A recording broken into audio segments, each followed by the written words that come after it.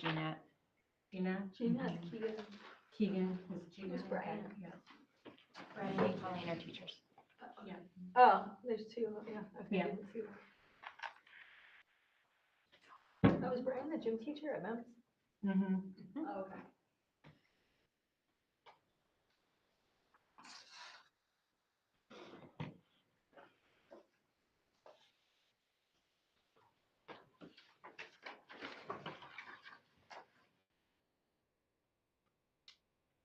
Just watching the Almost time. there. Till we get to 6:30. Call Tick short. tock, It's tick only tock. 6:30. You can call it order. 6:30. All right, guys.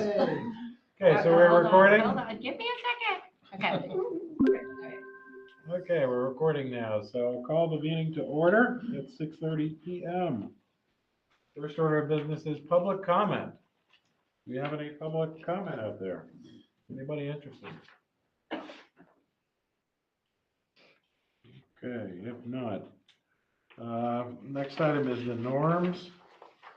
I guess we'll let people just take a quick look at the norms. And at the end, keep in mind, at the end, we'll just give a quick comment as to whether or not we lived up to our norms. All right, so the next item, consent agenda. We've got minutes from a prior meeting and hiring on that. Move the consent agenda. Dick moves. Dave seconds. Okay, all in favor of approving the consent agenda, please raise your hand or, Can you just hold on for a second, please? yep, I apologize. no problem. Just give me a minute. Yep. You're telling me that's right. If that was our recommendation, change position. Should we not fill the position? Yeah, Sue? Yeah. Can I just confirm with you? Sure. According to your records, I believe that we have a hire that they're considering approving that is not actually a hire. I'm sorry, according to my records, what? A hire that's not actually a hire. Right, I believe I that, don't do the Two hires. people? okay, but you don't get information about who's been I hired? do, but let me look at what you're looking at, because I didn't look at it. I mean, I usually know what's going on, The but it's consent not the one agenda, in the agenda. but now we have to take it out. Yeah, my understanding is that wasn't happening. Well- Yeah, That's what I have to do. Okay. from so- Caitlin, yeah. Correct. So I don't know what just happened, I apologize. We do not have a hire for you this evening. Okay, but Okay. that means we have Take to it. delete the confidential file, which means I move that we rescind the previous vote. Okay, Second. Which was Okay, to approve the consent agenda. right. We You kind have to vote of, yes. pull the on hire. that. well, I hadn't called the vote, called it yet, but No, you did. We raised our Yeah, hand. we did. I tried asked you to to, I stop asked you. you to vote, but I didn't. He didn't Then I got- acknowledge, he didn't acknowledge Okay. that it had passed. But okay. We we'll can take still it away. withdraw the motion because if. he- Okay, so with withdrawn, okay, the motion, Is to withdraw, withdrawn. We don't need to vote on that. technically, it takes 2 seconds. Okay, Okay, All- stop. all Okay, in- wait. Oh, dear. I am sincerely sorry and confused. Give me another minute, I want to get this right. This person? That is accurate. Okay, all right, so, okay, so we do have one of the two hires? there is one. You have two hires in your packet. The second person is somebody we are recommending for hire, But Emily McMahon. The first person is in the packet in error. but if we rescind the previously passed routine, then we start over, and then We'll have to amend the consent agenda. yes, and that was the Yes. order that we supposed to follow. Okay, Yes, so but I all just in favor of rescinding the last vote, please raise your hand. Okay, any nays, any abstentions? No. Okay, it's rescinded, no. Look for a new motion. I move to revise the consent agenda to include only the actual person to be hired. Correct. Okay? Okay, so Dick and Julie. Okay, So with that, Then we can, yeah, we can vote on My that. apologies, Yeah. everybody. Okay, all in favor of approving the consent agenda as just stated, please raise your hands. Okay, any noes? Any abstentions? No. Okay, consent agenda approved. consent agenda is approved.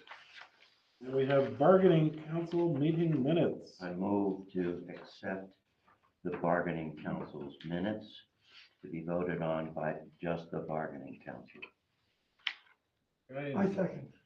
there's a second from the bargaining council members here, or, I would ask for a friendly amendment to the minutes. You can see we never agree on anything. The Thursday, the 13th minutes, reflect me being remote, and I was not remote. I was in person. No idea why. Because I went to the one before remotely, didn't include the teachers, and that was just left over. okay. I accept the friendly amendment. David, do you also? Of course. Can I just ask a question? Yes. We're voting on, these minutes are essentially went into executive session, came out of executive session, all done.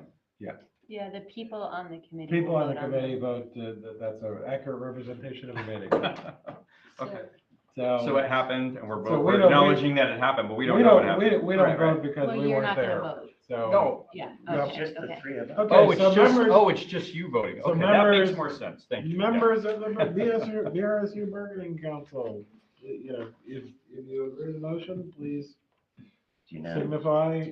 That's unanimous. Okay, now we're into the biggie here. The double-headed budget.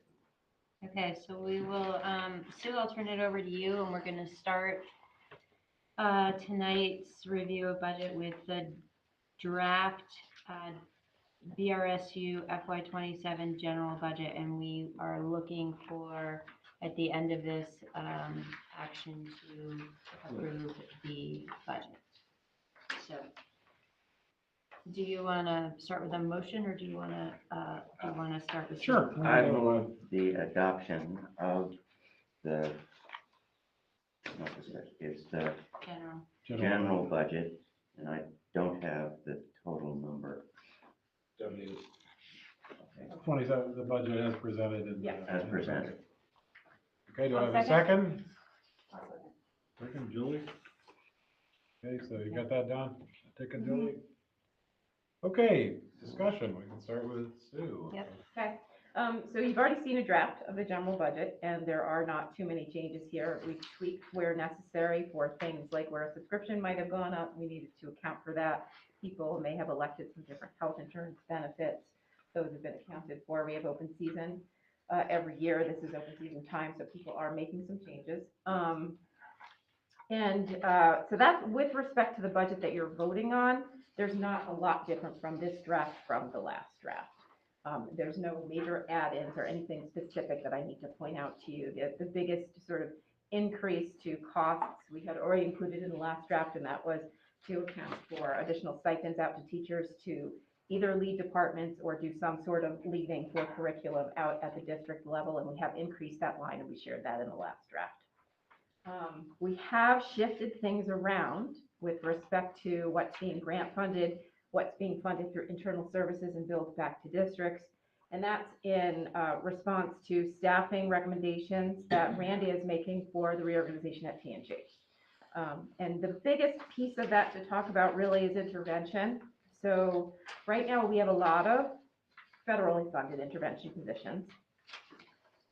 One of the reasons for that is we had a lot of carryover money that we've been trying to use up from the federal grants. And that's partly due to ESSER having a lot of incoming federal money that we were spending on other things. And also partly due to the fact that we were having so much trouble filling positions. So we ended up not spending all the federal money that we wanted to spend in the last couple of years. So we knew that this year was going to be a big push to get a lot of federal money spent. And we're doing that by hiring more interventionists than we might otherwise ordinarily hire. All right, so that's one piece of it. The other piece of it is the recommendation at T&G is to have 2 full-time interventionists at each, at the Dorset location and the 2 Manchester locations. And those are locally funded positions, which is higher than what we have had locally funded in the past. And so that pulls away some of the federally funded positions and moves them into internal services in this budget. We bill them back to TNG. The TNG board members will see this in the draft for tomorrow night as well. That's sort of explaining why that local funding for intervention is going up. So that's a big shift in this budget. We also, Are they, in the past where we've used federal funds, have we put a restriction on continuation into subsequent budgets, 28, 29? Are there codicils like the ESRA funds or whatever they were called? We told people that we hired them effectively for 2 years. right, no, there's no specific restriction on that when we hire somebody. However, if we don't have federal funding and we don't have another position, that could result in a RIF. That is not what's happening here. Okay, so these positions are shifting, but all of our current positions will still be positions next year. So there's no attrition needed to account for any of these changes. And last meeting, I mentioned, and just want to remind everybody that, the tough thing with the SU budgets are that, we have a tendency to move people from entity to entity, the SU to the districts and all that, back and forth. That tends to have kind of significant impacts on the way things look every year. Not necessarily the actual money, Right. In the end, when you get down to the district budget, whether it was a direct charge from the SU or it was through an assessment, or the district took on that person as a hire, it's Right. still the same amount of dollars. Same amount of money. I think But it creates some confusion sometimes. sometimes, yeah. I think specifically with the interventionists, this is an area where you will see an increase at the local level. And you should, for those two reasons that I just talked about. One, we don't, assuming we get the federal funding that we would typically get on an annual basis, we wouldn't have enough of that to fund what we're currently staffing because we're using carryover funds. So that's the first piece. And the second piece is that we're recommending local staffing at a higher level than it's been in the past. So those two reasons will see that shift from grant funding to local funding and the TNG budget go up in the intervention section, okay? I've included assessments that has estimated ADM counts at this point. Which line are you talking about? I'm sorry? Which line? Which package? We're going to package page 21. 21 and 22. So we have estimated ADM in here. It hasn't really shifted too much. It looks like I just checked it actually before I came upstairs because today is the day it's supposed to freeze. And it does look like the state has our counts sort of across the board a little lower than they should be. I don't know the reasons for that, but I have asked Celeste and Nick just to sort of double check that before Randy signs off on it for the state. Nothing drastic though. And all three of them are going down a little bit, and T&G more than the other districts. So at the end of the day, I don't think you're going to see your assessment shift too much from the numbers that are On here. the ADM, The ADM, which is used to allocate these numbers. right, just, to me, it's sort of like, we're the ones who know what the right ADM is, right? Oh, yeah, that's very true. Not the AOE or. No, but getting the AOE to report it back to us after we give them the numbers correctly is a battle.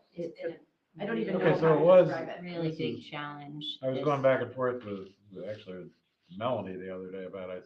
I was saying, it's gotta be long-term weighted ADM that we're having trouble with the AOE, but we have trouble with the Well, AOE on. The ADM is the driver for long-term Right. weighted ADM. So when I look at those numbers, so what those numbers are then the weights that are attached to each one of our students. So what we care about is what grade are our kids in, because that gives us weights. We care about, are they counted for poverty, because that gives us weights. ELL kids, English language learners, give us weights. And then the places where they're unlikely to go wrong are sort of the population density numbers, because that is just based on where we are geographically. And then the last piece, which is really interesting for TNG, is small schools gets a weight. Okay, so when we have small schools that are under 100, you get a certain weight. Under 250, you get a different weight. And Floodbrook, I believe, is under 250 now. So that's going to hike our number up for TNG, greater than what you're seeing in tomorrow night's draft.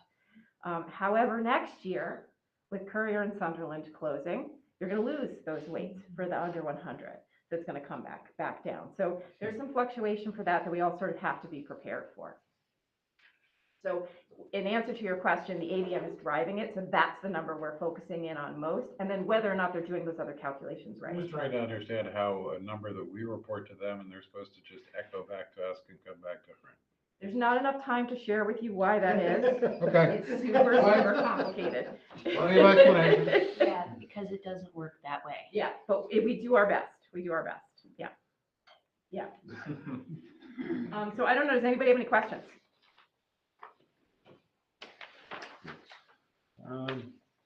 Is there room in this budget?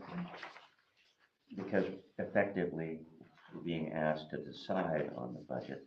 If some of your assumptions don't come true, that you're hoping comes true, doesn't happen. In other words, are we going to have to revisit the budget subsequent to this So- particular day? So I think what you're asking indirectly is, if we don't get federal funds, what are we going to do? Because the positions are necessary. Correct. So if we do not receive federal funds, or we don't receive enough federal funds to cover the positions that we have, I will come back to you and tell you that we will be deficit spending. Because we will have offered contracts to teachers. They will be, for all intents and purposes, hired.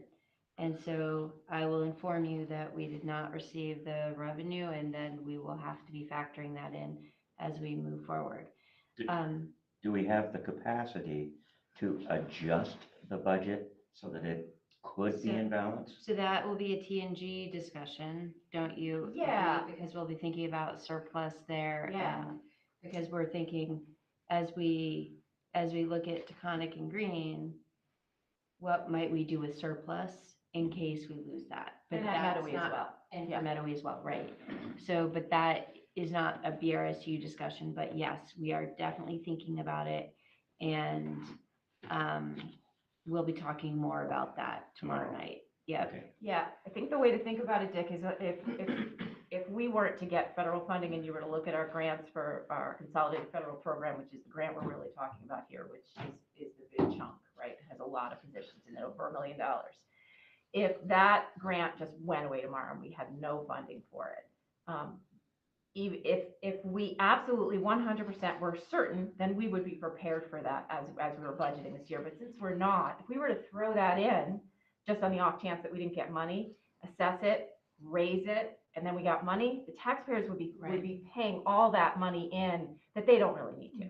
So it makes sense sort of to do the reverse, especially when you consider our districts are, they're in a good place to make those decisions. They have tax stabilization reserve, deficit spending is not the end of the world for them, right, in 1 year. So I think, at the district level, you guys can handle that, but I would not recommend raising that money now just because we're not sure. Okay, that's a reasonable explanation. And it's something that ultimately, as the budgets are submitted, since this is incorporated by distributed relative costs, that in the FAQs, we need to point out, because I'm sure some of the Sharpies out there are gonna say you're making up funds, so we considered it. Yeah, Is the absolutely. only- Yeah, I think it would be important to point out in the FAQs in both TNG and Meadowy. Yeah. And we'll talk about it more. Okay, that's fine. Okay, on the grant funds, I mean, significant decrease of 14% decrease, $1.9 million to $1.6 million for total. On the, page 9. Yep. So that's straight just due to, that's already reflecting less availability of grant funds. Yeah, so those two pieces that I was talking about, we're spending more than we typically would in this particular year goes without saying. We're spending more than our current one-year grant award because of carryover. Right. And then we are shifting, we're reducing some costs that are currently grant funded and moving them to the local level. So it's twofold. Okay. But this is where I get into the, two pieces where we look at the total amount we're assessing to the districts, the assessments, net of surplus applied, that's increasing by about 225,000 per year. Correct. But the internal services we're billing to the districts are down by 330,000. Yeah, so there's, this is like the puzzle. There's two pieces to that. So, if you go back sort of to my write-up, the third paragraph down.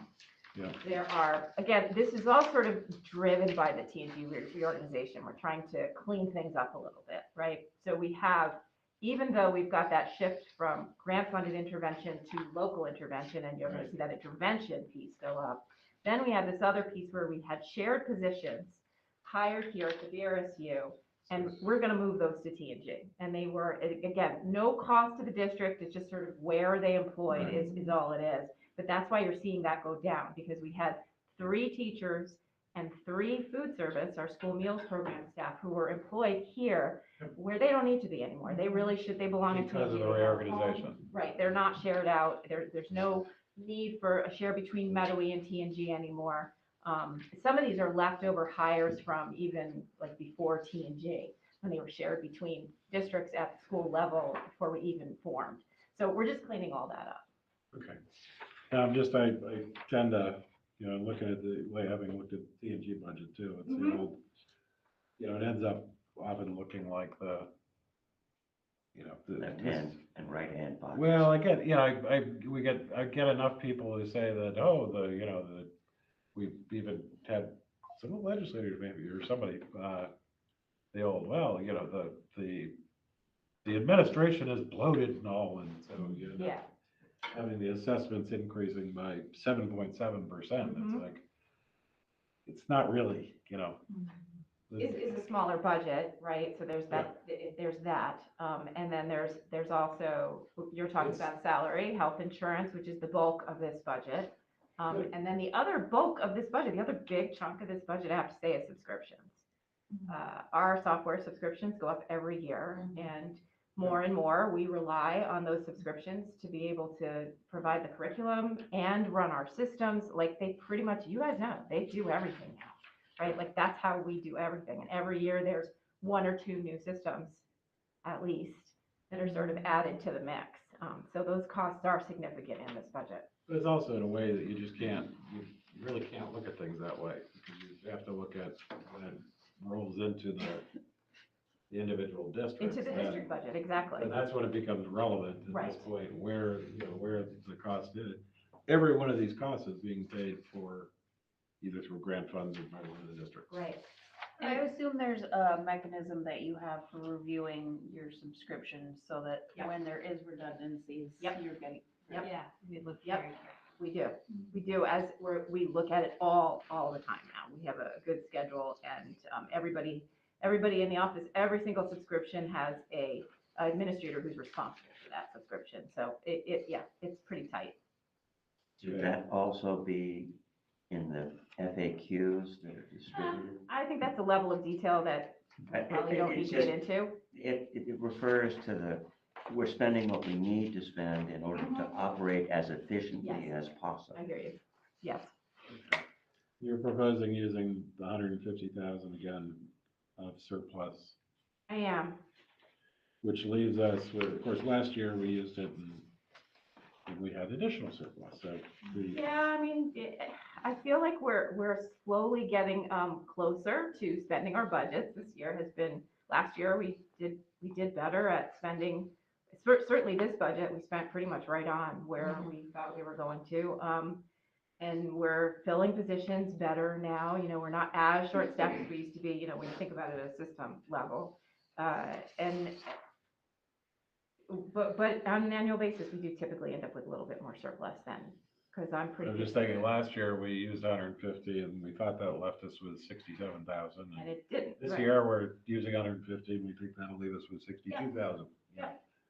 So, And I'm being conservative, so hopefully it'll leave us with a little more than that 60. but again, if we ended up being directly on budget, then we That would wouldn't be have okay. the same, we wouldn't have as much money to We would not, use next year. we would not. But 150 is not outrageous. I don't know. It isn't. No. I'm not budget this says. Other questions? Huh?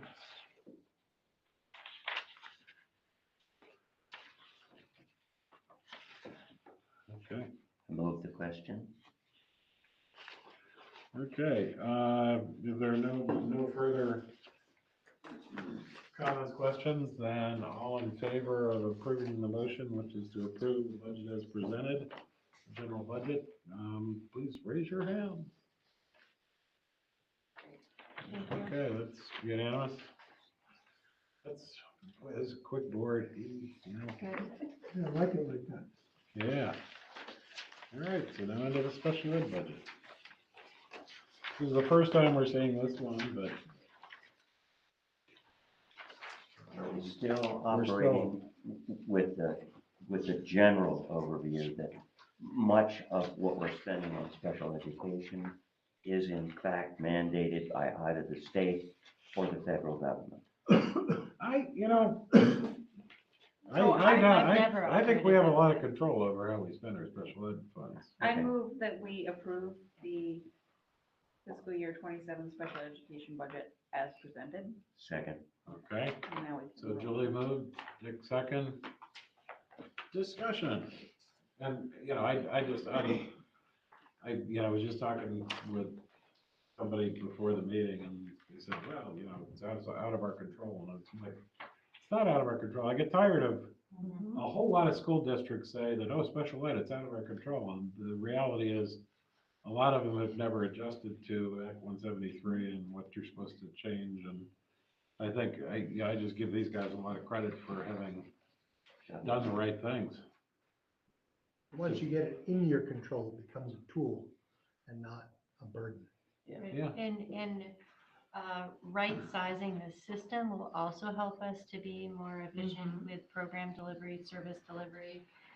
We can create groups of kids in a more efficient way, program differently. So, as we look ahead, operational changes can really affect resources needed and this is Caitlin's wheelhouse. So for those of you who don't know, it's Caitlin Cavagnino sitting to my left.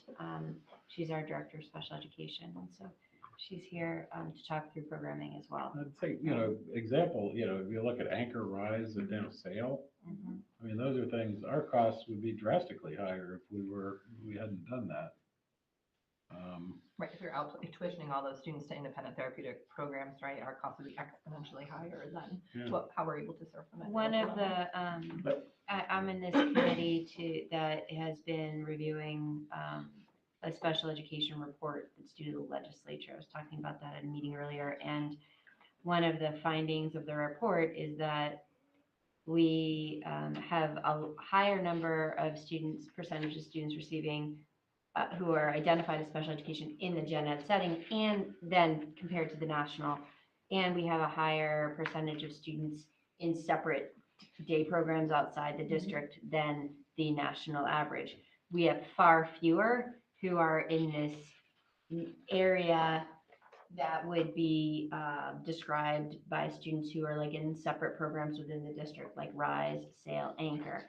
Across the state, we are in a minority for offering that continuum of services, which I think ultimately in many places does end up driving up costs, either for outside placements or continuing to hire paras to support kids who, in a gen ed setting, who really probably should be in a more restrictive setting within a special program. So I think that those are all levers that we try to look at and program for and plan for based on our students, so that we can provide every kid the best programming that we can based on their needs.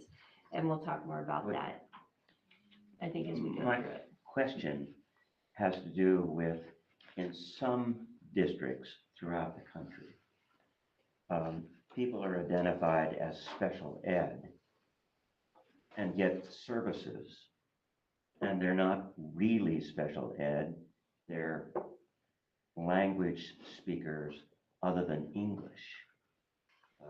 And they get put in special reading, special ed, in order to catch them up.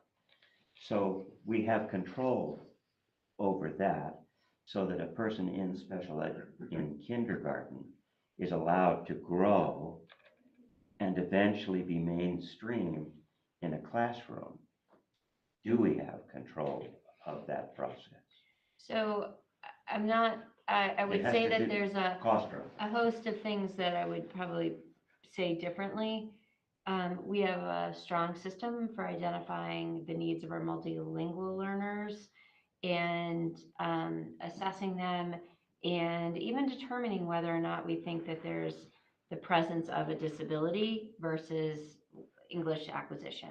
I feel very good about our processes for that. I don't believe that we over-identify our multilingual learners.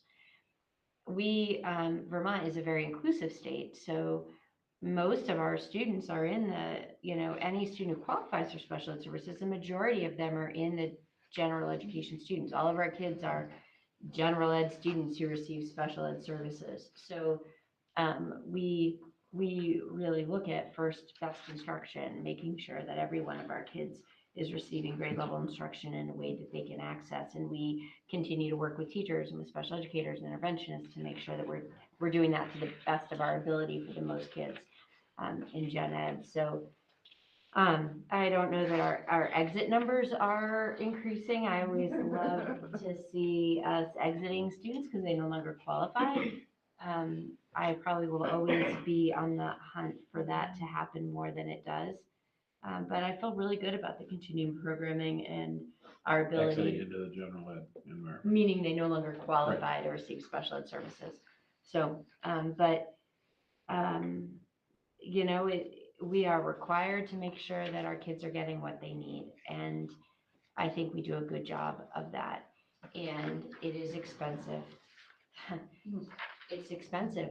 Anywhere you go, it's expensive. So the continuum of programming that we offer is helpful to help us to contain wherever we can. So do we want to turn to the budget? Is that okay? And then we'll talk, and then we'll Sure. have to start with numbers and Yeah, then pass to have Caitlin. Caitlin Yep. jump in on the work and programming and Yeah. changes and. So we've got a 4.5% increase. And there's two things happening. One, you've all heard at the district level, we have declining enrollment. So we have declining enrollment in our schools. That is not, that does not mean we have declining special ed counts in our schools, however. But the declining enrollment at the secondary level, because we pay dollar for dollar for those services, those kids who aren't going to our schools, we are paying for those special ed services on a kid by kid basis. When that number declines, if that sped count declines, which it has, you're going to see a drop in the secondary sort of program for special education. So you are seeing that in this budget. So there is that. And then on the other side, we are adding some positions. So I'm going to just walk you through really quickly the changes to positions that we're proposing in this draft, and then I'll let Caitlin sort of elaborate on the why. So as Jim just mentioned, right, we have expanded programming out at the schools for kids, and we've added the SAIL program and the life skills program. In order to support those programs, we need increased support staff. So based on the kids that are currently in those programs right now, there's services being provided by district para-educators, which is not really working the way Caitlin would like it to work. So we are asking for an increase in support positions specifically for those programs. And in doing that, that will reduce some of the para-educator positions that are currently at T&G. Again, just to remind everybody, this is not considering a reduction. Nobody's losing their job over this. There will be available positions here at the BRSU that people in T&G positions can apply for. That we're not expecting to say to anybody, you're out of work. The other things that we're asking to change in here, one is a reduction of a 0.5 occupational therapy position, and that position that's really due to reorganization, the ability to provide services in less schools. means less traveling and more time people can actually provide OT services. And an increase to this one student service coordinator position so that we can make a position full-time running all of those special programs. Instead of having, what we have right now is an AP position that is shared 50-50 between a Taconic Green School and sort of overseeing all of the special education in that building where 3 of the 4 programs exist. So the shift would be to have one person do all of that special program administration, and that would be an increase of a 0.5 position to this budget. Is that person reporting to Caitlin that Yes. oversees implementation? Mhm. Okay, good. And then we have a half-time bus assistant that is needed for a student who is newly being transported to, this is a secondary student, and there's just no way to get them on a bus. They need para support, and there's no way to get them on a bus that currently has para support because of the direction that they're going in. So we do need another bus assistant, half-time bus assistant. And so from a position perspective, that's it, but I think I'll turn it over to Caitlin to talk a little bit more about the needs for special programs. Sure. So I think the biggest piece that Sue was just talking about is the movement of some of our support staff and paraprofessional positions from T&G building-based paras into BRSU positions. The reason for that is those are staff members working with our most complex learners. They're typically our staff members who've also received the highest degree of specialized training. They're very well equipped at working with complex kids with a variety of type of needs. And right now, because they're not all sort of housed under BRSU, if I have like absenteeism of staff in one of these programs and I have a surplus of staff in another, if I've got 2 RISE students who had the flu for 2 weeks, and I know I'm overstaffed there, but I'm understaffed in life skills where I have 2 staff members who've been out with the flu for 2 weeks, I don't have the degree of flexibility that I would like to because I can't unilaterally move a T&G para into a BRSU program support position. So by bringing them all under the BRSU umbrella, then that allows us to cross-train and have a safety net staff-wise. We're not overstaffing. I don't mean safety net in that way, but we've got cross-trained kind of built-in substitutes who are able to move between our complex learner programs very seamlessly, which is something that is. I assume that you can't get substitutes any other way, probably, for For those. these programs, yeah. Because it requires it requires a different skill set than some of our other positions. And so if we know we've got those skills built and the capacity, at which we've been working to build capacity of those folks, over the course of the last couple of years, we want our most skilled people with our most complex learners. And right now I end up sometimes needing to bring in a legitimate sub who has very limited experience with that population, which doesn't always serve those students as well as we know it could be if we had an in-house person. So this will just allow for that greater degree of fluidity between our specialized programs and prevent some of those gaps in coverage that we currently are experiencing for some students. Makes sense. So that's one piece. Also relative to our specialized programs, as Sue talked about, so some of the increase there is that we're moving positions from T&G into BRSU. But we are additionally, I'm requesting a couple additional positions because our number of students being served in those specialized programs continues to rise as well, which is, again, favorable for us because we've got capacity in-house to serve students whom historically we might have needed to look at placing outside of some of our operational schools. Right now, we really feel like we can meet their needs well in our program. However, to do that, we need some additional support staff, whether that's for personal care needs or behavior interventionists or things of that nature that allow those complex programs to operate seamlessly within our building. And I think just for context for you, we operate Anchor, which is for kids with pretty significant social and emotional needs, and we operate that program K through 8. We have RISE, which is a program for students with autism spectrum disorder, and we started that as just elementary. Remember, early elementary, K to 2. Now we've expanded because children are getting older, and we really wanted to be able to continue to provide them with the skilled programming that they need. So now we have SAIL, which is that upper elementary, middle level, right? Yeah, like intermediate and middle. Intermediate and middle level for students with autism spectrum disorder. So that's an expansion of programming. And We also, does our life skills have a name? No. Okay. And then, High school and then program. we've Calling also life had a increase of students coming in with really more complex developmental and medical needs who require more life skills programming. So, students, yeah, with cerebral palsy or what other, I don't know, what other developmental. We've got students with intellectual disabilities, students with really significant language impairments. We've got students with seizure disorders that have an impact on students' cognitive abilities, CP. Cerebral palsy. So now we have found that really creating a more specialized program to be able to focus more targetedly on their needs is better for them educationally. They've got a community, and so that program is, well, you'll talk about sort of where things are, but that is currently at Manchester, right?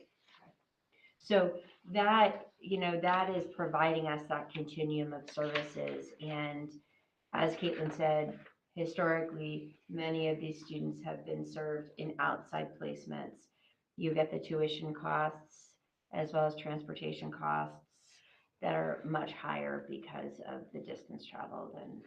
And we get to keep our kids here in our schools with their, with their peers and able to access as much of the general education programming as any individual student can. So we do have kids in the classrooms and with peers at lunch, recess, specials as much as possible. So For Meadowy specific, just Yep.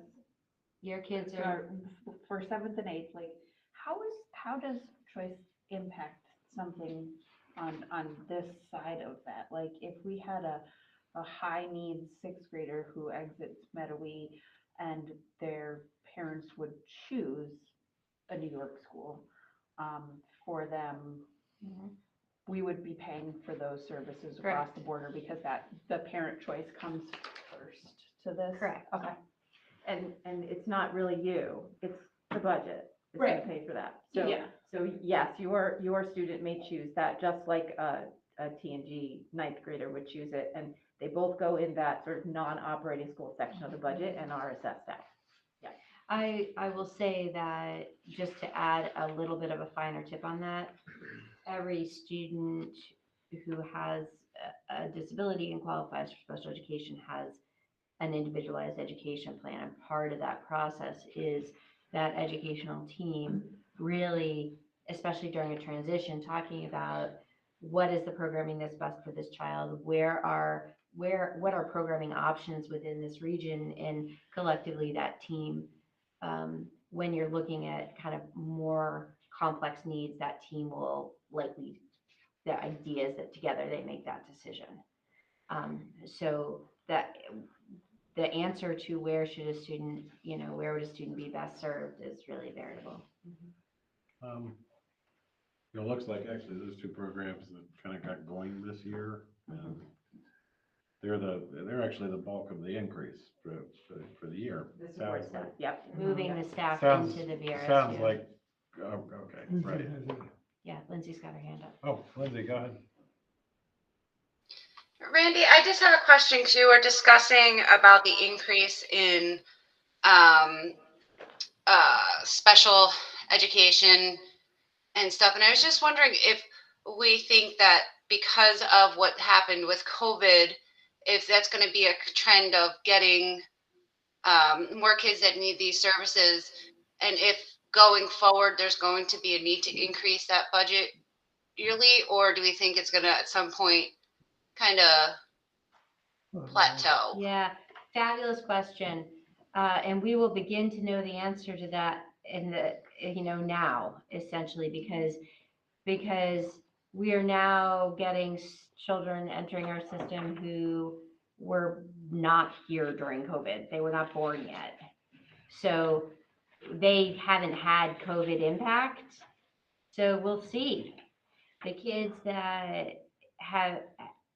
that were impacted either, from birth to however old are all in our system now. So we'll see. It's a great question, and I don't know that we really have an idea of what the answer will be. Yeah, I will just add to that, sort of another, another situation that we've seen happening annually, which is really interesting to me, is that not as it relates to COVID, but as it relates to how Vermont's educational priorities versus some other states' educational priorities nationally, we pretty reliably every summer have at least one, if not a couple families with very complex students make the decision to move to Vermont because of what they perceive our approach to meaningful and thoughtful and intentional inclusion as being a real value add to their students who sometimes, when being served in other places, have been highly isolated and marginalized because of the complexity of their disability. So some of the jumps we've seen in enrollment in these programs that we've built just in the last 2 years have been new friends and amazing families that move here in July and say, you know, this is the experience we want for our child in an inclusive community that really values belonging, you know, and meaningful connection. And that's not what their experience has been in some other states. That's several students in some of our quasi-self-contained program at this point in time experience. We really can't control for that to any degree because we don't know they're coming till they're here. Right. But thinking along those lines, one of the things we're talking about with the Courier building, looking at creating a new program. And, we do have special, we have skill sets within our system that don't exist elsewhere. And looking at, using Courier as an opportunity to do that sort of on a regional basis. I don't know whether it makes sense for some of these other programs or whether that's kind of overstepping our, we start saying, okay, we'll start a program we have room for 3 more kids from elsewhere. We start to turn it into a business, which we might not really want to do. Yeah, we're going to walk through that whole process intentionally and thoughtfully and carefully. Caitlin knows, Sue knows. We're going to sort of explore it and see, but I think it's a good point. It's a very, There are very pluses good and point. minuses too. Yeah. And I would say that even now, I mean, we allow students to come into our schools from out of district when those schools have choice. So, a student could come from Sandgate, say, and perhaps we have room in the anchor program and they want to go to Manchester and they need to be in the anchor program. That's determined by the IEP team. If we have room, they can tuition into our program. We have a tuition rate. We announce it to the state. And will be paid by the other district. It will be paid by the other district. We could only do it if we have room in the capacity to serve a student, but we certainly could charge that tuition and they would pay it. Right. And well, I'm right. I was going to say something about Winhall and Meadowy, but they're part of the same budget. But the idea is, right, that if they're Winhall and Meadowy students can attend the program, right? So. Yeah, if they're enrolling in our schools, right, they're part of this budget already, so, yes, and they do. Yes, They do. exactly. Let me just ask, since I've been tooting your guys' horn a little bit about the adjustments you made to Act 173 and the changes and all. I look at this budget and on page 27, the sort of summary here. End up looking at there's the early education block grant and census block grant. The early education block grant is less than we're spending on early ed, but that's fine. If you look at the census, if you add the two block grants together, they more than cover what we're assessing to the districts. Does that mean that we are managing within the program the way that does that earn you guys kudos on managing the program to be able to operate within what the state has said as how much money we should need? I don't know, I've never thought about it that way. We've tried to, plan and know where we're going to be financially. I think we've done a good job. We've got good program management by Caitlin, good fiscal management by Sue. There are a lot of districts right now that are like Oh my gosh. Well, the VSBA, I'm Right, hearing people right, saying, right. A we lot have of a block districts. grant now that's not nearly enough money to pay Right, for what we're right. doing. So, yes, I think we are in better shape, whether that's because we are good fiscal and educational stewards of programming, maybe. Just I- say I- yes when I say Yeah, yes. You got Well, credit. maybe it's part of a demonstration of that. I think this is connected to, but you can correct me if I'm wrong, but we've also, we've continued to face challenges in filling all of the positions that I build annually into this budget, because of some of those shortages in really specialized positions. So we also have people within our system, and we've got strong leadership that allows us to sort of flex and meet needs with fewer people or different skill sets than we had originally planned for had we filled every position. So some of that sort of that rightness and fit of the finance, or actually the surplus that we see happen commonly annually, is around unfilled positions.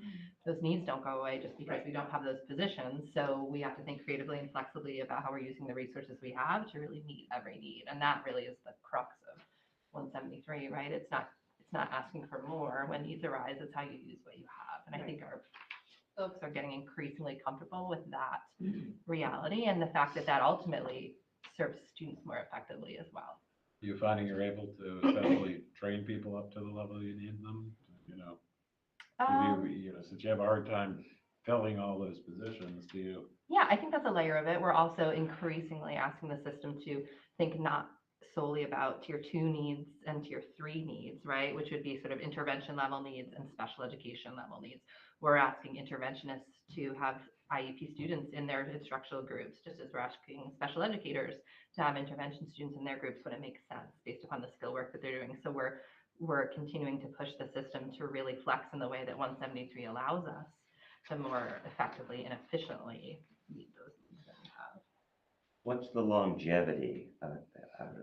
Is it growing in length or staying about the same of those we employ in special education? In other words, is this a nice place to work, Do they get adequately burned out? pays so that we don't have to go out necessarily and replace very good people because they're being hired away or they're upset with something within our system? Great question. Almost too good of a question. It's very specific. Are you doing your homework or I something? will broadly say, I think it's unusual for people to leave us because they're dissatisfied with what we provide or the type of work we do. It's more common for us to see skilled people move for personal reasons unrelated to their experience as an employee of us. Can I piggyback off of that? And maybe this is really for tomorrow night, but are we concerned with the reconfigurement that more people will be leaving next year based on placements? That's a me question? Oh, I thought she was looking at you.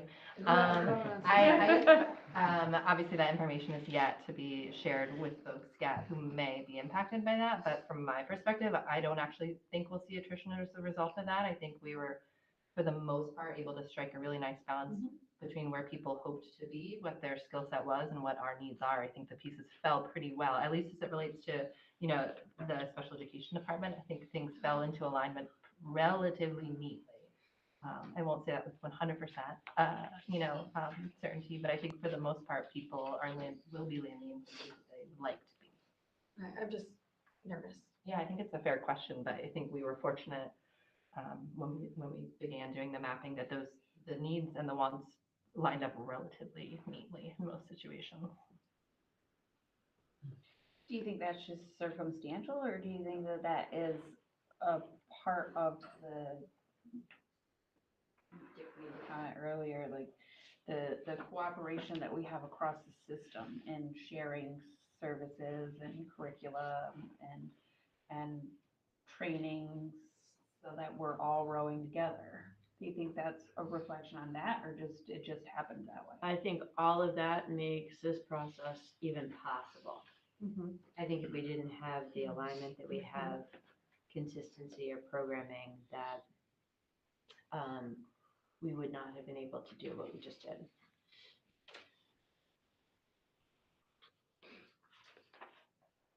Other thoughts, questions? we talk about surplus a little bit? Yes.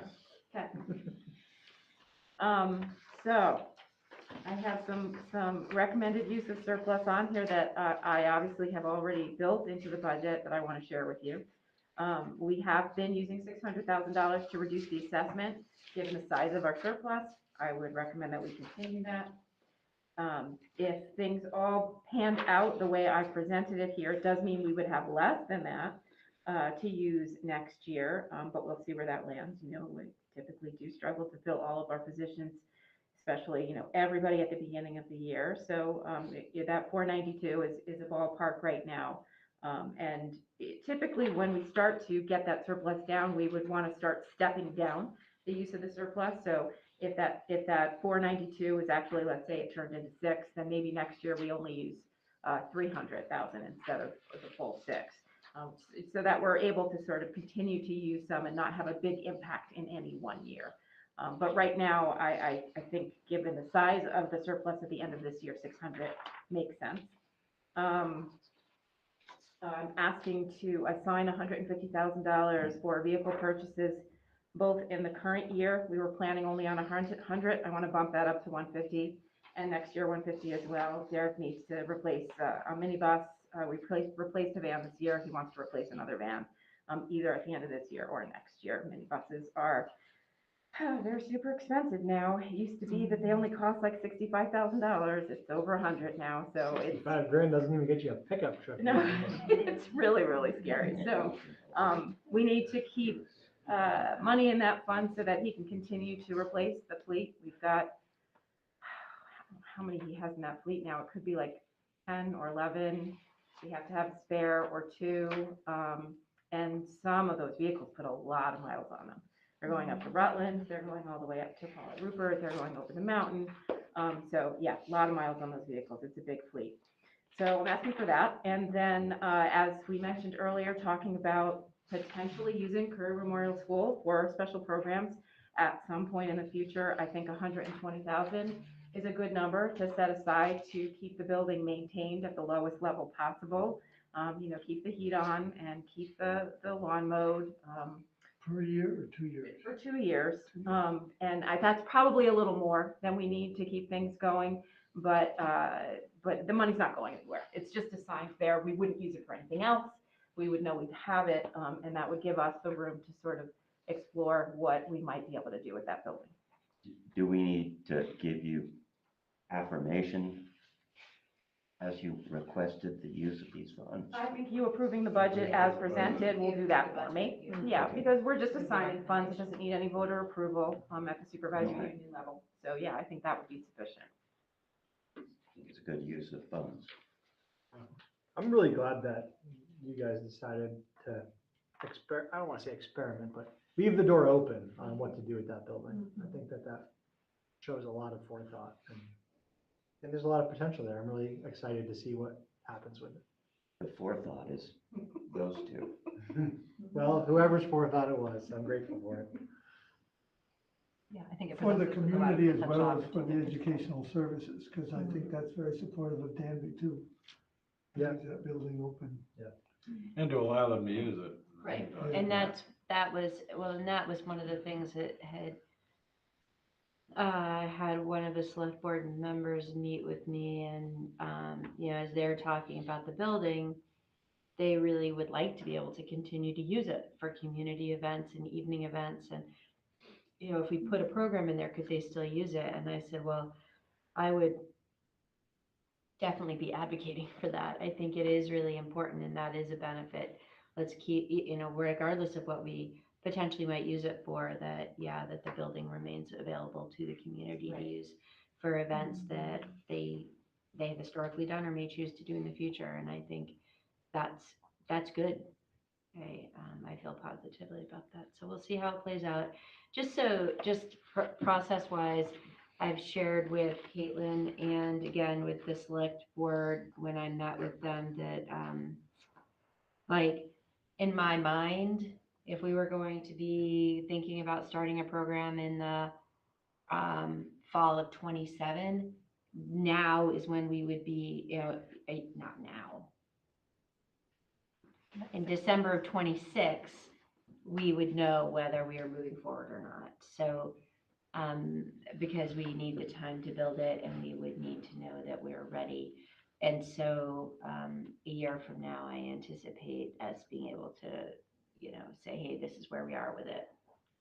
Just curious if, if we're not really doing anything, but the town is wanting to use it, can they take on some of the responsibility just for like being there, overseeing the building? Because I'm thinking it's a building that we're responsible for, and it's not as if we want to have an employee just sitting in the building all day long. I think we'll have to work with them on that, but we're trying to figure out how to meet their needs and them support the fact that their needs are right now above what we are able to do with the building. So I think we just talk to them about that. I think That's what I was we can thinking, figure it out. because if we had to oversee their use of the building, that becomes an expense for us. Right, exactly. And currently, if we think about a building that we operate, when people want to use the building, they fill out a facilities request form, they pay money, there's custodial, like all of those things get paid for. So it's a sort of similar idea. Yeah, We usually had somebody sitting there in the building who was Mhm. working in that building all day long. Right. Right. It's just, I'm saying it's sort of a similar idea. Yeah. What are the costs associated with it? And Sure, you'll take care of all those. we're going to put you there. Well, That's how I take care of Careful, it. what a deal. Might run for Senate now. Okay, any other questions? I just want to make a comment, if I could. At this point, we usually give a lot of praise to Sue for the work that she has done, and I do that. I'm preempting Dick on this one. But I also want to give kudos to the special ed program for both of the work that both of you are doing. Because it seems like you've created such a positive culture, and that's a stressful area, so it's not easy to do that. But you've created such a positive culture that it has built teacher retention and solid educational continuity. I think that's phenomenal. Thank you. Caitlin's done terrific work. Yeah. All right, after applause, we can ask for a vote. Okay, all in favor of approving the special ed budget as presented, please raise your hand. Lindsay? Yeah, we're good. Okay, was there any nays? I think that was unanimous, right? No abstentions. Thank you, everybody. All right, thank you. Thank you. Superintendent report. Yeah, which we talked about in all the other meetings this month. Is there any questions anybody has? Yeah, absolutely. I know we're fine with your questions. Well, through. So VSBA and legislative updates. Well, one question would be, the way this is written, you hadn't put forth the name of the new middle school principal, and you hadn't finalized all of the teacher assignments and things, and principal assignments. Those have all been finalized at this point? Well, The middle school. principal assignments have been made. We have gone through the process of teacher assignments. I will be letting everybody know on Wednesday where they're assigned, because I'm in the process of having a few individual conversations with people, and part of my final decision making is contingent on part of the conversation tomorrow night at TNG's meeting. So we are close. Cool. We are very close. And I feel really good about the process that we used. It was good. I feel good about the number of people involved and kind of really using that seniority list and looking at the input from people. And as was shared, kind of related to Kelsey's questions, I feel good about how things have fallen out, and I know people will feel relieved. I would like to let people know tomorrow, but I really need to wait till after your meeting. Do staff and faculty know that they will be told on Wednesday? Well, they know they'll be told before Friday. Okay, because I think that people are really on edge this week. Yes, I know. I know.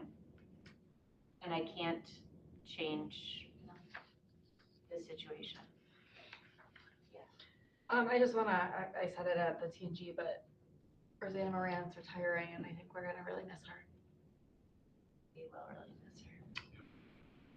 We're probably gonna have her stick She's around done to do some stuff with us for a little Done while. a great but job for quite a while for us. She has. She's been really a great, terrific leader, and she will definitely be missed.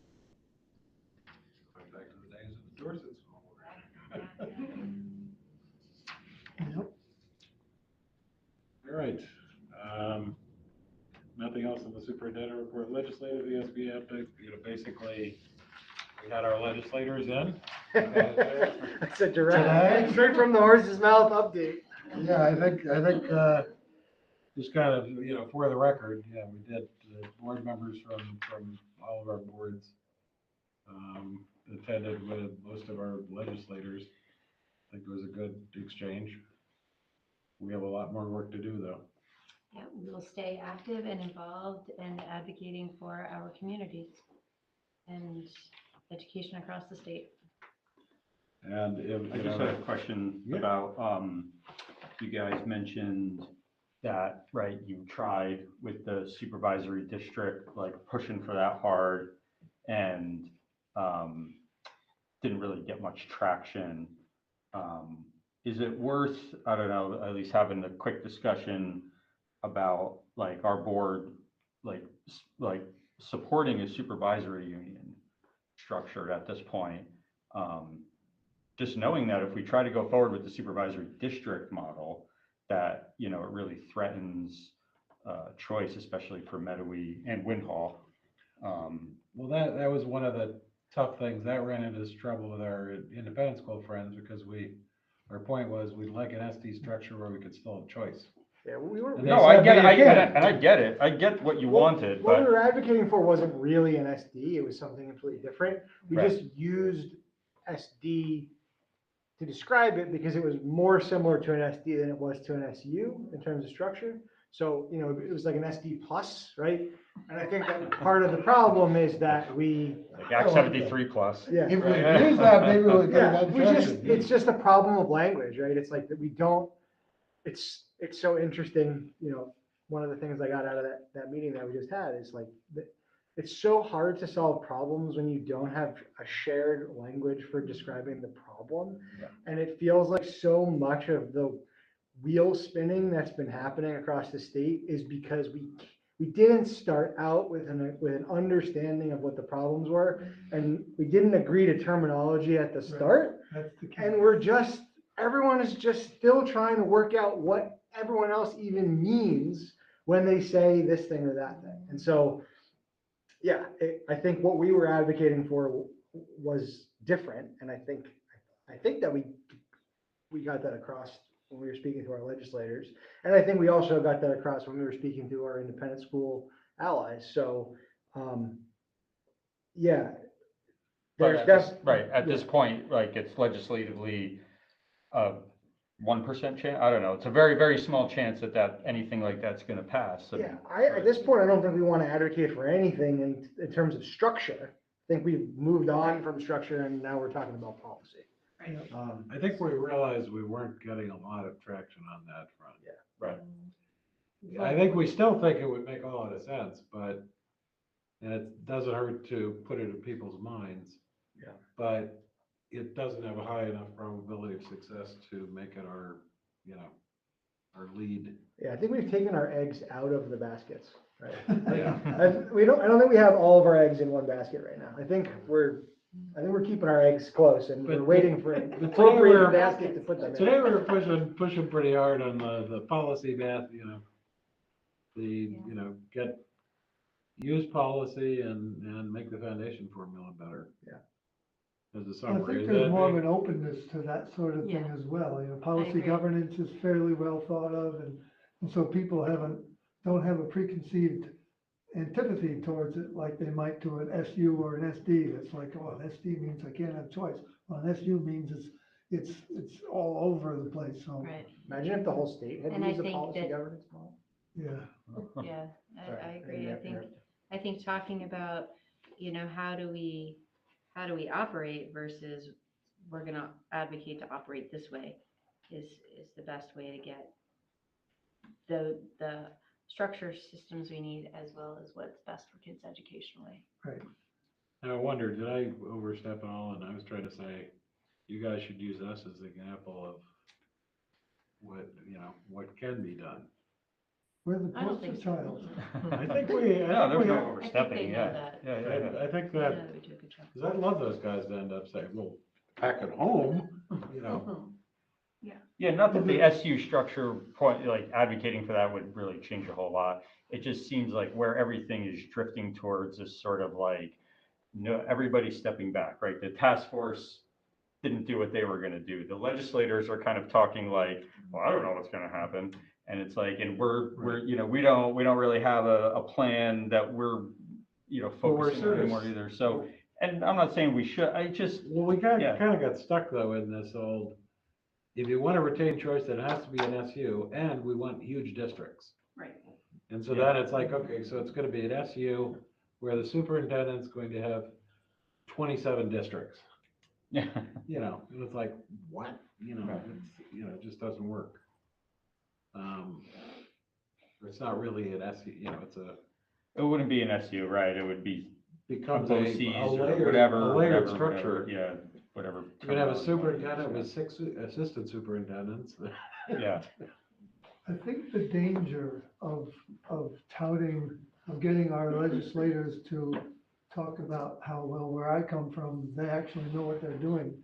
The danger is you don't want them to be putting forth BBA as this great thing and LTS is this great thing. right, And the right, fact that we right. come from well-to-do communities, and it's like, well, it's not fair. What they should be pointing out is there is a synergy between the board and the superintendent Yeah. that is extremely positive and knows how to work with the community. Right. So we just have All to the make sure boards. And we're rationalizing All the our, boards. all the boards, and they know how to work with their communities. And we and have know- different structures and it works. Right, so Well, we have to spin it, and I I want to actually, make sure they do that. you're making me think about something Oh, that boy. we have not, I'm gonna think about this idea a little bit. Because I think about our system, right? Look at the people sitting in this room. We've got 3 districts and everyone's rowing in the same direction. I actually believe we could all work together. we could be one board. That there is no reason, other than arbitrary constraints we have, that would require us to have 3, we don't need 3 districts, really, we could make it work somehow. It makes me just think about the possibilities of a system in which, and I know people will go back to the Constitution and I still push back on that, right? Because, You could just ignore it. well, but like Yeah, the but it's so language, bogus. around Lawyers operate, you are have to have the same out there. choice options, but I keep saying, people take that language and they only apply it to an independent and a public school. Yep. If you look across the state, within districts, some districts It's different. have choice within the district, others do not. So I could say we've been operating against the Constitution forever and nobody talks about it. If the We're TNC inconsistent, allows people to choose between our schools or doesn't. That's correct. In a district you Oh, decided. Vermont's very, very bad about enforcement. Like they'll things go on for years that are not, but I think in our case, somebody would definitely sue us, just because we're, just see the task force, how many maps they threw up of our area. They're very aware of what we're doing. Right, right, They would sue us in a heartbeat. right. But also the argument is, other people are also doing it. And if that's what it needs to be, is have that conversation. But I think that at the end of the day, Is it worth having a lawyer look into the constitutional issues? well, I think we've done that. And it's come back that I think again, we might want to But- bring it up with Yeah, like the Agency of Education. in general I think counsel. that's the right way to think about it though, Randy. Whether, let's put aside the Constitution for a second, like, forget whether or not it's Start over. constitutional, but we've, in this supervisory union, we've made the concept of a supervisory union largely superficial. We already operate like an SD with choice, That's right. which is what we want. So the reason why we keep coming back to Yeah. just like, let us do it the way we do it, because we already made the better thing. We're constrained artificially and arbitrarily by the way that the structure has to be. And so this is like the best we could do within the confines of what we're allowed to do. But if those restraints were taken away, if that arbitrariness wasn't there, we could take it even further. And, you know, we've outgrown the system already. And that's not true in the rest of the state. I think that's one of the reasons why we're so important and so special is like we've already progressed past the antiquated system and we're already moving into something better. And now we're just like, just take the weights, like take the chains off, let us go. And we'll show you what we can do. And the honest truth with the SU/SD argument, they're all, you know, the Rural School Community Alliance, you know, have been pushing on a lot. And I've, you know, having talked with those people, you know, there are a lot of smart people, good people, well-intentioned people there. But there's a group of those boards who are advocating for SUs because they're concerned about losing choice opportunities. But there are a whole lot of those boards who are you know, advocating for the SU structure because you're not going to take away our little 5-person board Right. for our 200-person district. Or the close that's- the 50 student school. And that's why we have to keep our eye on the prize of policy, policy, policy. I know. Because you're not gonna make local boards do the hard thing unless you make them. Unless they're scared. So let me roll back what I was trying to say, the fact that we need to spin the relationship between the board and the superintendent, not because we're praising ourselves, but because look at the reasons for why we have the synergy. You know, there's a lot of effort put and very careful thought put into the merger study. And then the whole merger was carefully designed. And then it was, once we established, we really knew that we had something tenuous as well, and maybe somewhat tentative, but we weren't sure. And so we experimented with policy governance and we really worked at that and had someone come in. So we did the work to really create a synergy, and that, I'm not saying you fell into it, but you actually fitted into it very nicely and saw what it was and built on it rather than, so the synergies, I think we need to make sure that people understand, not because we're anything special, we did the work. We've grown and evolved, and Yeah. a lot of people don't want to grow or evolve. Correct. And so that's how we should promote this, that there is a process It's possible. that we engaged. No, there is a process, and most people don't engage in the process. Most boards don't do policy governance for more than 2 or 3 or 4 years. That's what they told us in the beginning, that most boards have grown away from it. It's too hard, or I don't know what reasons. So I think that's what we should sit on, because that we can sell. The whole thing about having But at the BBA same and time, having choice. We and- can't say it's all policy governance because there are a lot of policy governance boards that are not We do. operating that well.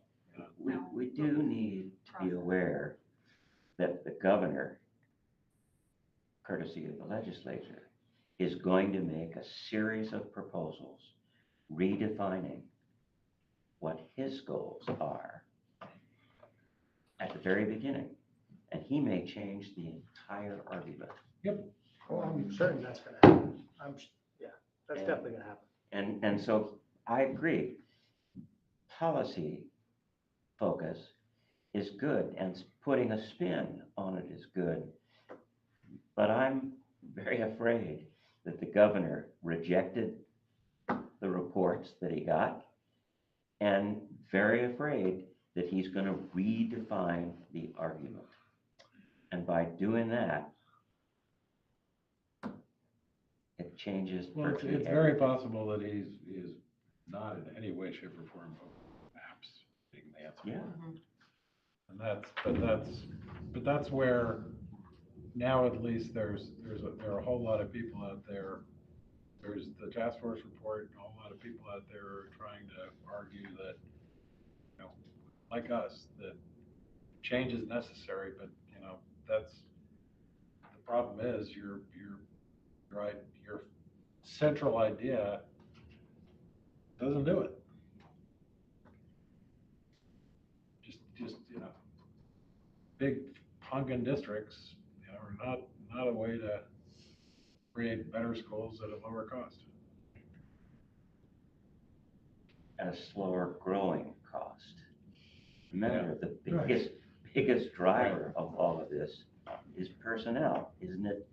If you take a look at the proportion of the budget, isn't the But proportion I'll of the tell you, I've budget been, personnel? you know, I 80%? used today up front, and I've used this a few times. To me, this is just, you know, it's the power of compounding, which is, you know, in 3 years, we held our budget increases. This is for TNG, Windhall, Medaway, add up the education spending. Over those 3 years, our last 3 years, our increases, if we had grown at the same level that the state average education spending grew, our fiscal 2026 budget would have been 15% higher. We're talking about that's like $7 million higher. I mean, that's a huge statement. The fact that, you know, and, you know, if other people could have just, you know, been in the same ballpark, you know, that was so over 5 years, we went up by 19%, our ed spending, taxes went up, you know, they're saying, 41%. And it's where, you know, it's possible to provide good quality education, you know, the money we need to operate well without, you know, if we were, you know, it's not as if, you know, we're a 2,100 student SU. I mean, we're doing better than the big guys. So, solution isn't size. I just think, I always like to keep that in mind because, you know, that, to me, it's, you know, it's the old, I'm an old Warren Buffett guy, and so, you know, Warren Buffett, you know, the 8 wonders of the world, the 8th is compounding.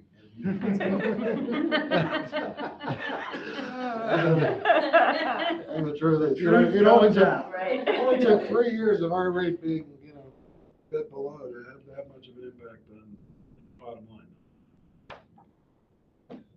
Shouldn't be that hard. Okay, Ready? motion? Moving on. Wait, we also. Oh, We yeah. have to get to the Sorry. Reflect on norms. Reflect on norms, yes. Other than the chair can't keep this. I'm glad, you know, we updated these not that long ago to add that we will stay informed on legislative issues, and we're doing it. We're so doing it. We're so doing it. In fact, we're keeping the legislature informed. Right, their own issues. We're so informed Right that. around you. Okay. Public comment, do we have any public? Yeah, we do. Any public comment? We got Bob Niles from our. Ryan. Any comments? No? Okay. Next meeting date, January 26th. Now we'll have, you know, the nice thing is you know, thank you guys very much for, now that we have the BRSU budget squared away, that makes it possible to do the district budgets. So tomorrow night, TNG.